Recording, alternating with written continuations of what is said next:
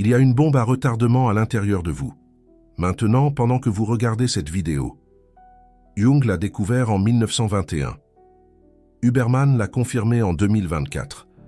Et si vous êtes de ceux qui évitent les conflits à tout prix, qui avalent des couleuvres en silence, qui préfèrent maintenir la paix même quand ils sont détruits de l'intérieur, alors cette bombe est déjà armée. La question n'est pas de savoir si elle va exploser. La question est quand et où et sur qui. Parce que voici la vérité brutale que personne ne veut vous dire. Plus vous évitez les conflits, plus l'explosion sera dévastatrice quand elle finira par arriver. Et elle arrive toujours. Ce n'est pas moi qui le dis. Jung a cartographié ce mécanisme il y a plus de 100 ans. Il l'a appelé l'ombre. Il a écrit que tout ce que vous réprimez ne disparaît pas. Ça va dans l'inconscient. Et là, dans le noir, sans la lumière de la conscience, ces émotions réprimées ne meurent pas. Elles grandissent, elles se nourrissent. Elles gagnent une force autonome. Et les neurosciences modernes, en particulier le travail d'Andrew Huberman au laboratoire Huberman, l'ont validé au niveau cellulaire. Ils ont montré exactement ce qui se passe dans votre cerveau quand vous supprimez des émotions de façon répétée. Le circuit entre votre amygdale et votre cortex préfrontal se dégrade littéralement. Et quand ce circuit faiblit, vous explosez. Pas sur celui qui méritait l'explosion, sur celui qui était là au mauvais moment. Ça peut être votre enfant, ça peut être votre partenaire, ça peut être un inconnu dans la circulation. Ce n'est jamais celui qui a causé la pression originelle. Et c'est ce cycle cruel que Jung a prédit et qu'Huberman a prouvé. Mais avant de continuer, je dois vous montrer quelque chose dont peu d'experts parlent. Il y a une différence cruciale entre éviter les conflits par peur et choisir ses batailles avec sagesse. Les personnes saines choisissent parfois de ne pas entrer en conflit. Mais elles le font consciemment, sachant qu'elles ont l'option d'entrer, choisissant de ne pas le faire par stratégie et non par peur. Ceux qui évitent les conflits n'ont pas ce choix. Ils sont simplement incapables d'entrer en conflit.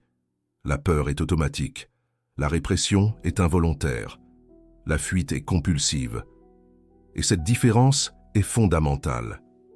Parce que choisir de ne pas entrer en conflit est une position de force. Être incapable d'entrer en conflit est une position de faiblesse. Et la faiblesse accumule de la pression. Jung parlait de ça quand il décrivait la différence entre l'homme conscient et l'inconscient. L'homme conscient connaît son ombre. Il sait qu'il a la capacité d'éprouver de la colère, de l'agression, de la confrontation, et il choisit quand et comment l'utiliser. L'homme inconscient nie son ombre. Il prétend qu'il n'a pas de colère. Il croit qu'il est seulement pacifique, jusqu'à ce que l'ombre fasse éruption et prouve le contraire. Lequel des deux voulez-vous être? La différence entre les deux n'est pas d'avoir ou de ne pas avoir de colère. C'est de savoir ou non que vous en avez. Si vous avez déjà explosé sur quelqu'un qui ne le méritait pas. Si vous avez déjà regretté des mots qui sont sortis de votre bouche sans contrôle. Si vous vous êtes déjà demandé d'où venait cette colère disproportionnée, alors cette vidéo va vous donner des réponses que vous n'avez jamais trouvées ailleurs. Parce que ce que je vais révéler maintenant connecte la psychologie profonde avec les neurosciences de pointe d'une manière que peu de chaînes ont le courage de faire. Commençons. Le premier concept que vous devez comprendre est ce que Jung appelait la pression de l'ombre. Jung a passé des décennies à étudier des patients qui étaient considérés comme des personnes du genre calme, paisible, qui ne se disputent jamais, qui cèdent toujours. Et il aperçut un schéma perturbant. Ces personnes étaient celles qui finissaient le plus fréquemment en effondrement psychologique. Pas les explosifs chroniques, les réprimés chroniques. Pourquoi? Parce que Jung a compris quelque chose de fondamental sur le psychisme humain. Il opère par équilibre. Et quand vous réprimez constamment une partie de vous-même, principalement des émotions comme la colère, la frustration, l'indignation légitime, le psychisme crée ce qu'il appelait une contre-pression. Et cette contre-pression est autonome. Ça signifie qu'elle agit de son propre chef, indépendamment de votre volonté consciente. Jung a écrit dans Aion, en 1951. L'ombre est cette personnalité cachée, refoulée, en grande partie inférieure et chargée de culpabilité. Personnalité, pas émotion. Personnalité. Il est en train de dire que votre colère réprimée ne reste pas là à attendre. Elle s'organise, elle gagne en structure, elle développe une volonté propre. Et quand elle gagne suffisamment de force, elle fait éruption, généralement au pire moment possible. Généralement sur les personnes qui le méritent le moins. Généralement avec une intensité complètement disproportionnée par rapport au déclencheur immédiat. Combien de fois avez-vous vu ça arriver? Peut-être en vous-même. Une dispute insignifiante à propos de vaisselle sale qui se transforme en une guerre. Un commentaire innocent d'un collègue qui éveille une furie meurtrière. Un enfant qui fait tomber un verre de lait et vous criant comme si c'était la fin du monde. Ce n'est pas de la folie. C'est l'ombre qui fait irruption. C'est l'accumulation de 1000 conflits évités qui explosent en un seul moment. Maintenant, voici la validation neuroscientifique à laquelle Jung n'a jamais eu accès. En octobre 2024, Huberman a invité Bill Eddy à son podcast. Eddy est avocat, thérapeute et spécialiste des conflits à fort impact. Et il a dit quelque chose qui a confirmé tout ce que Jung avait cartographié. Il a dit « Beaucoup de gens ne comprennent pas à quel point les émotions de conflit intenses sont contagieuses. Contagieuses. Quand vous réprimez votre propre colère de façon répétée, vous ne faites pas que la garder pour vous. Vous êtes en train de permettre qu'elle fermente. Et les émotions fermentées sont toxiques. Mais il y a plus. Des études de neuroimagerie de 2024 et 2025 ont montré quelque chose d'encore plus alarmant. Quand des chercheurs ont supprimé temporairement l'activité du cortex préfrontal chez des sujets de test, ils ont découvert que ces personnes perdaient la capacité de contrôler leurs impulsions émotionnelles. L'amygdale, cette région primitive du cerveau responsable des réactions émotionnelles automatiques, devenait hyperactive. Maintenant, réfléchissez avec moi. Quand vous évitez les conflits de façon répétée, qu'est-ce que vous êtes en train de faire avec votre cortex préfrontal? Vous êtes en train de le surcharger parce que chaque fois que vous avalez une couleuvre, chaque fois que vous mordez votre langue, chaque fois que vous souriez quand vous voulez crier, votre cortex préfrontal doit travailler des heures supplémentaires pour supprimer la réponse naturelle de l'amygdale. Et les systèmes surchargés faiblissent. Et c'est exactement ce que les neurosciences de 2025 sont en train de montrer.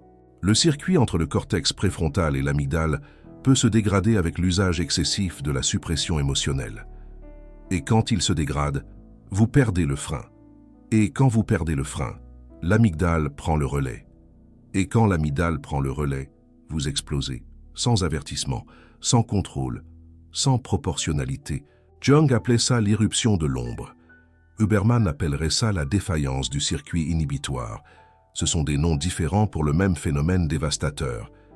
Mais calmez-vous, parce que ce que je vais révéler maintenant va changer complètement votre façon de comprendre ce schéma. Jung ne s'est pas arrêté au diagnostic. Il est allé plus profond. Il a découvert. C'est qu'il existe une raison pour laquelle certaines personnes deviennent des éviteurs chroniques de conflits. Et cette raison est enfouie dans leur ombre. La plupart des personnes qui évitent les conflits ne sont pas nées ainsi. Elles ont été façonnées, généralement, par des environnements où le conflit était dangereux, où exprimer sa colère entraînait une punition, où être en désaccord signifiait perdre l'amour. Les enfants qui grandissent dans des foyers où l'expression émotionnelle est punie apprennent une leçon fondamentale. Ma colère est dangereuse, mes sentiments sont problématiques. Je dois me contrôler pour être aimé. Et que devient cette colère naturelle? Elle va dans l'ombre. Et là, elle grandit pendant des années, pendant des décennies, jusqu'à ce que la cocotte minute n'en puisse plus. Jung a appelé ce processus la répression défensive, et il a alerté, ce que vous réprimez ne disparaît pas. Cela acquiert un pouvoir autonome dans l'inconscient. Vous voulez savoir le plus ironique? Les personnes qui évitent le plus les conflits sont souvent celles qui causent les conflits les plus destructeurs, non pas parce qu'elles sont de mauvaises personnes, mais parce que lorsqu'elles explosent, finalement, toute la colère accumulée, pendant des années, sort d'un coup, et personne n'est préparé, ni la victime, ni l'éviteur lui-même. Une recherche, citée par Bill Eddy, dans l'épisode avec Huberman, a montré quelque chose de fascinant. Les personnes à haut niveau de conflit alternent fréquemment entre deux états, suppression totale et explosion totale. Il n'existe pas de juste milieu. Et le plus perturbant, ces personnes ne se reconnaissent généralement pas comme problématiques, parce qu'elles se voient comme des pacificateurs, comme des personnes qui évitent les conflits, comme les adultes matures de la pièce, jusqu'à ce qu'elles explosent.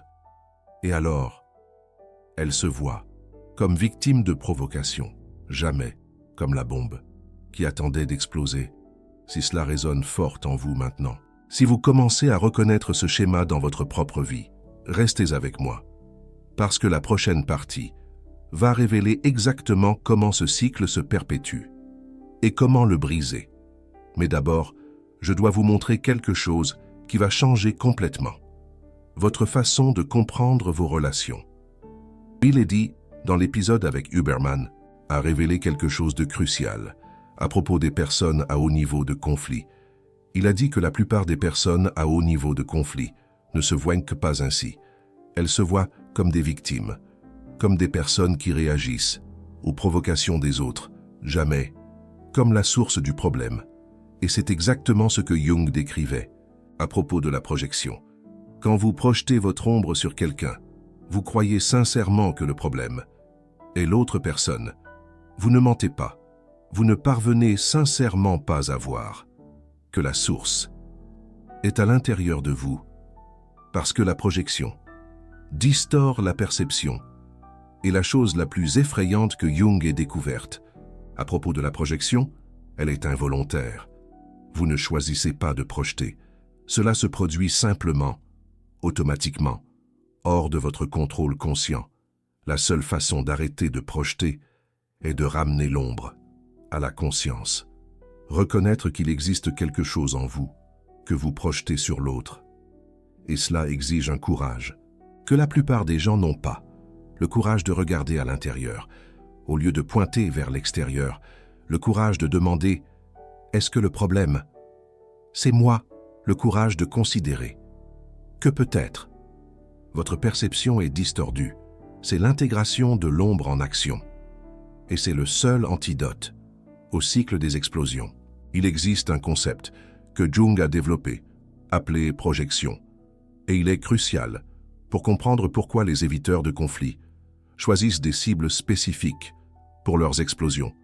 Quand vous réprimez quelque chose, Jung a découvert que vous avez tendance à projeter cela sur d'autres personnes.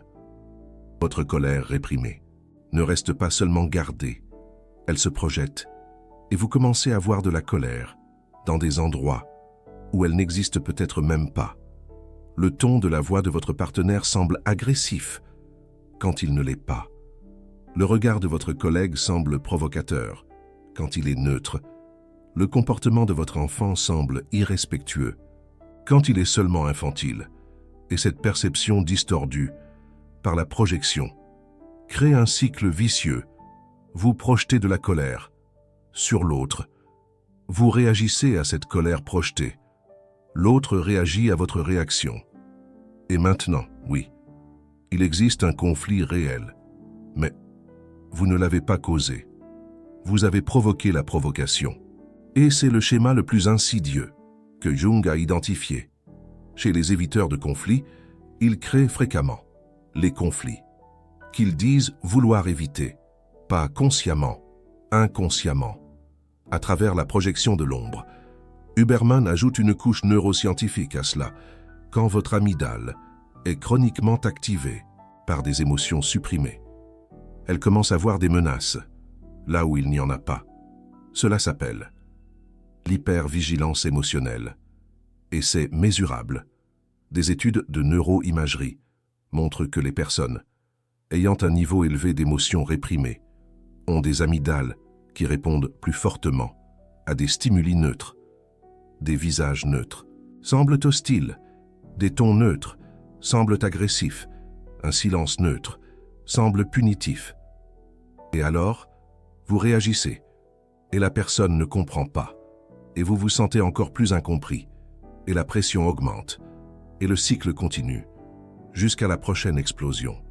Laissez-moi vous donner un exemple concret de la façon dont cela fonctionne dans la vie réelle. Imaginez une femme, appelée Claire. Elle est connue de tous, comme la personne la plus paisible, du bureau. Ne se plaint jamais, n'est jamais en désaccord, sourit toujours, dit toujours oui. Ce que personne ne voit, c'est ce qui se passe à l'intérieur d'elle. Chaque fois que le chef s'attribue le mérite de son travail, elle avale des couleuvres. Chaque fois que sa collègue fait des commentaires passifs-agressifs, elle sourit. Chaque fois qu'on lui demande de rester tard sans compensation, elle accepte. À l'extérieur, paix. À l'intérieur, pression qui s'accumule. Un jour, après des mois comme ça, son mari oublie d'acheter du lait en rentrant du travail. Du lait.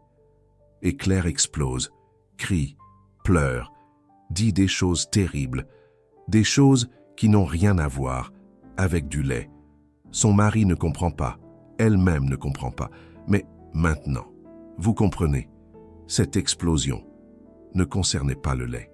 Elle concernait des mois de colère accumulée au travail, des mois de conflits évités, des mois de pression qui devaient sortir de quelque part. Et c'est sorti sur son mari, qui n'avait rien à voir avec rien. C'est ce que Jung appelait le déplacement de l'ombre. La colère va vers la mauvaise cible, toujours. Et Huberman a expliqué le mécanisme neurologique derrière cela. Quand l'amygdale submerge finalement le cortex préfrontal, elle ne fait pas de distinction entre les cibles. Elle se déclenche simplement sur le premier stimulus disponible, quel qu'il soit. Et c'est pourquoi les explosions des éviteurs de conflits sont si déroutantes pour ceux qui les reçoivent. Parce que le récepteur n'a rien fait de proportionnel à l'explosion. L'explosion venait d'ailleurs, d'années d'ailleurs. Maintenant, je vais vous raconter quelque chose que Jung a écrit et qui a changé ma vie quand je l'ai lu pour la première fois. Il a dit « Ce à quoi vous résistez persiste ». 5 mots qui résument tout ce dont nous discutons. Chaque conflit que vous évitez ne disparaît pas, il persiste dans votre inconscient. Elle est là, dans votre ombre, dans votre système nerveux. Et plus vous résistez, plus elle persiste. Plus vous l'évitez, plus elle grandit, jusqu'à ce qu'il devienne impossible de résister. Et alors, au lieu d'un petit conflit sain, qui aurait pu être réglé en 5 minutes, vous avez une explosion catastrophique qui peut détruire des relations entières. Les neurosciences le confirment au niveau hormonal. Chaque fois que vous supprimez une réponse émotionnelle légitime, votre corps libère du cortisol. Ce cortisol n'a nulle part où aller, parce que vous n'avez pas exprimé l'émotion. Alors il s'accumule. Et le cortisol chronique fait des choses terribles au cerveau. Il dégrade la connexion préfrontale. Il hypertrophie l'amygdale cérébrale. Il nuit à la mémoire. Il augmente l'anxiété. Et il crée un corps qui est perpétuellement en mode lutte ou fuite. Même quand il n'y a aucune menace réelle. Voilà le prix biologique d'éviter les conflits. Et personne ne vous l'a dit, jusqu'à maintenant. Mais il existe une issue. Et Jung l'a cartographiée aussi. Il l'a appelée l'intégration de l'ombre. Et ce n'est pas aussi compliqué que ça en a l'air. L'intégration de l'ombre commence par une décision simple. Arrêtez de faire semblant que vous n'avez pas de colère, parce que vous en avez. Tout le monde en a. La colère est une émotion humaine fondamentale. Elle existe pour une raison évolutive. Elle signale quand vos limites ont été violées, quand quelque chose d'injuste s'est produit, quand vous avez besoin de vous protéger. Réprimer cette colère ne fait pas de vous une meilleure personne. Ça fait de vous une bombe ambulante, une bombe à retardement. Jung proposait un processus qu'il appelait la confrontation avec l'ombre. Et ça marche comme ça. Premièrement, vous reconnaissez que l'ombre existe, que vous avez de la colère, que vous avez du ressentiment, que vous avez des désirs de confrontation que vous réprimez constamment. Deuxièmement, vous observez quand ces sentiments apparaissent, sans jugement, sans essayer de les supprimer, juste observer. Troisièmement, vous créez des espaces SRS pour exprimer ces émotions. Ça peut être un journal, ça peut être une thérapie, ça peut être une conversation honnête avec quelqu'un de confiance. Quatrièmement, vous commencez à pratiquer le conflit sain. Petit désaccord, petit non, petites expressions de limite. Et ça va paraître inconfortable au début, parce que vous avez passé votre vie entière à éviter ça. Mais c'est exactement cet inconfort qui empêche l'explosion future. Pensez-y comme un entraînement musculaire. Si vous ne soulevez jamais de poids, vos muscles s'atrophient. Et quand un jour vous avez besoin de soulever quelque chose de lourd, vous vous blessez. C'est la même chose avec le conflit. Si vous ne pratiquez jamais le petit conflit, votre capacité à gérer le conflit s'atrophie. Et quand un jour vous faites face à un conflit important, vous explosez, ou vous vous blessez, ou vous blessez quelqu'un. Jung comprenait ça intuitivement. Huberman l'a prouvé scientifiquement. La neuroplasticité montre que les compétences que vous n'utilisez pas se perdent, et gérer les conflits est une compétence. Elle a besoin d'être exercée. Chaque fois que vous évitez un petit conflit, vous perdez l'opportunité d'entraîner votre cerveau à gérer le conflit de manière saine. Et quand le conflit inévitable arrive, et il arrive toujours, vous n'êtes pas préparé. Huberman ajoute des protocoles spécifiques pour ça. Il parle de ce qu'il appelle la régulation émotionnelle de bas en haut. Au lieu d'essayer de contrôler les émotions avec la pensée, travaillez avec le corps d'abord. Respiration physiologique, exercice, exposition au froid, des techniques qui régulent le système nerveux avant qu'il n'entre en mode explosion. Laissez-moi vous expliquer une technique spécifique que Huberman a détaillée. La respiration physiologique fonctionne comme ça. Vous inspirez par le nez 2 fois de suite, une inspiration longue suivie d'une courte. Et ensuite, vous expirez lentement par la bouche. Ça active le système nerveux parasympathique immédiatement. Et qu'est-ce que ça signifie en pratique? Ça signifie que quand vous sentez la pression monter, quand vous sentez que vous êtes sur le point d'exploser, vous pouvez utiliser cette technique pour désactiver la réponse de lutte ou fuite avant qu'elle ne prenne le contrôle. Ce n'est pas supprimer l'émotion, c'est lui donner une soupape d'échappement contrôlée. Jung dirait que vous créez un espace entre le stimulus et la réaction, un espace où la conscience peut entrer. Huberman dirait que vous donnez du temps au cortex préfrontal pour reprendre le contrôle avant que l'amygdale ne se déclenche. Ce sont des descriptions différentes du même processus. Et ça marche. Mais il y a une condition. Vous devez pratiquer quand vous êtes calme pour réussir à l'utiliser quand vous êtes en crise. Si vous n'avez jamais pratiqué cette technique, vous n'allez pas réussir à vous en souvenir au moment de l'explosion. L'amygdale ne vous laissera pas faire. Alors la pratique quotidienne n'est pas optionnelle. C'est la seule façon d'avoir cet outil disponible quand vous en avez le plus besoin. Mais le plus important, et Huberman est d'accord avec Jung là-dessus, c'est de ne pas attendre jusqu'à ce que la pression soit insupportable et de libérer de petites quantités de vapeur régulièrement, à travers des conflits petits, à travers des expressions honnêtes, à travers des limites claires, à travers des non-dits au moment juste. Vous venez de découvrir quelque chose que la plupart des gens passent leur vie entière sans comprendre. Qu'éviter les conflits n'est pas la paix, c'est accumuler la guerre.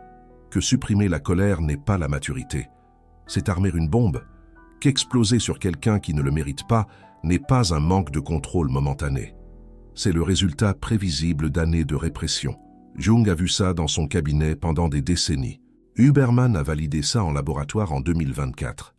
Et maintenant, vous savez, si cette vidéo vous a révélé quelque chose d'important, si elle vous a aidé à comprendre un schéma qui détruisait votre vie sans que vous le sachiez, envisagez de laisser un super thanks.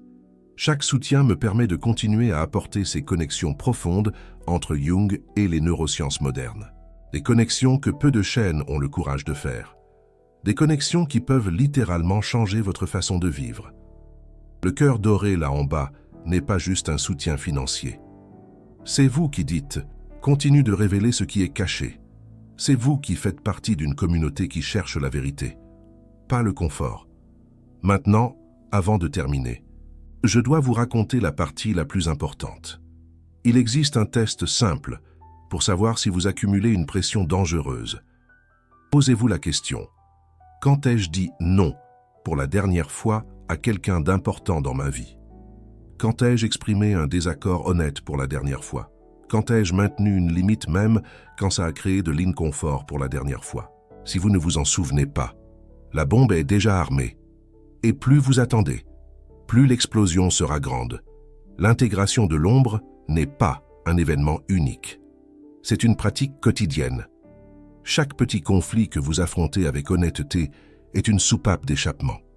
Chaque limite que vous maintenez est de la pression libérée. Chaque non que vous dites au moment juste est une explosion future évitée.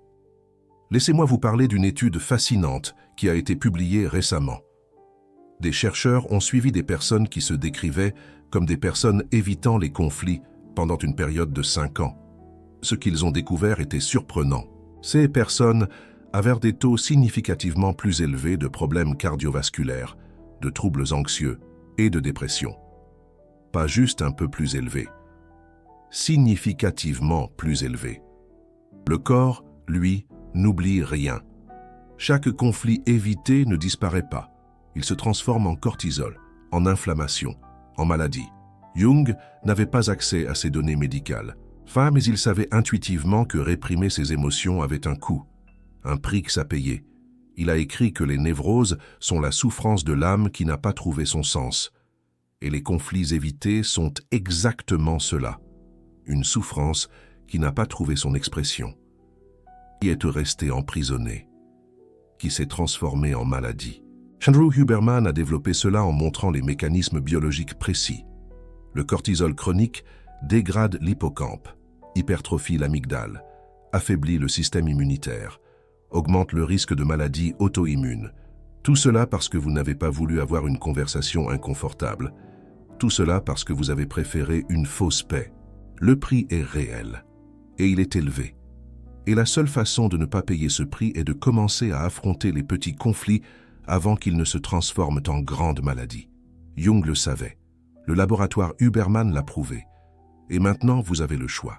Continuer à éviter et attendre l'explosion, ou commencer à intégrer et à créer une vraie paix. Pas la fausse paix de celui qui fuit, la paix réelle de celui qui n'a pas de bombe à retardement à l'intérieur. Il y a une dernière chose que je dois partager avec vous avant de terminer. Jung a parlé de quelque chose qu'il a appelé la fonction transcendante. C'est la capacité de la psyché à trouver un équilibre entre les opposés, entre la lumière et l'ombre jungienne, entre l'expression et la répression, entre le conflit et la paix. La personne saine, selon Jung, n'est pas celle qui ne ressent jamais de colère.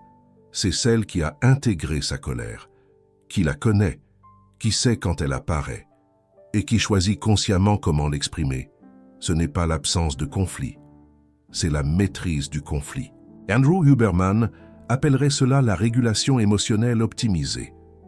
La capacité de ressentir des émotions intenses sans être dominé par elles, de reconnaître la colère sans agir impulsivement, d'exprimer un désaccord sans détruire les relations. Cela ne vient pas d'éviter les conflits, cela vient de les pratiquer, de manière consciente, de manière intentionnelle, de manière fréquente, jusqu'à ce que votre système nerveux apprenne que le conflit n'est pas une menace, que c'est une partie de la vie, une partie de la croissance, une partie de l'être humain. Dans les commentaires, dites-moi, vous êtes-vous reconnu dans ce schéma? Avez-vous déjà explosé sur quelqu'un qui ne le méritait pas après avoir tout retenu trop longtemps? Ou faites-vous partie de ceux qui pensent qu'éviter les conflits est toujours la meilleure option? Écrivez ça en bas, parce que votre histoire peut aider quelqu'un qui traverse la même chose, et parce que cela m'aide à comprendre ce dont vous avez besoin dans les prochaines vidéos. Si vous êtes arrivé jusqu'ici, vous faites partie d'un groupe rare, des personnes qui cherchent la vérité sur elles-mêmes, même quand cette vérité est inconfortable. Jung disait que ce n'est qu'en regardant notre obscurité en face que nous pouvons trouver notre lumière. Andrew Huberman dirait que ce n'est qu'en comprenant notre neurobiologie que nous pouvons l'optimiser. Les deux ont raison, et les deux vous disent la même chose. Arrêtez d'éviter. Commencez à intégrer, avant qu'il ne soit trop tard, parce que la bombe n'attend pas que vous soyez prêt. Elle explose quand vous vous y attendez le moins, et les éclats sont toujours plus difficile à ramasser que le conflit original n'aurait été à résoudre. Jung a passé sa vie entière à essayer de nous montrer cela. Andrew Huberman utilise tous les outils de la neuroscience moderne pour le confirmer. Le message est clair. La preuve est irréfutable. Le choix vous appartient. À la prochaine vidéo, où nous continuerons à connecter la sagesse profonde de Jung avec la science de pointe du laboratoire Huberman, pour que vous compreniez enfin ce qui se passe à l'intérieur de vous, et que vous puissiez faire quelque chose à ce sujet.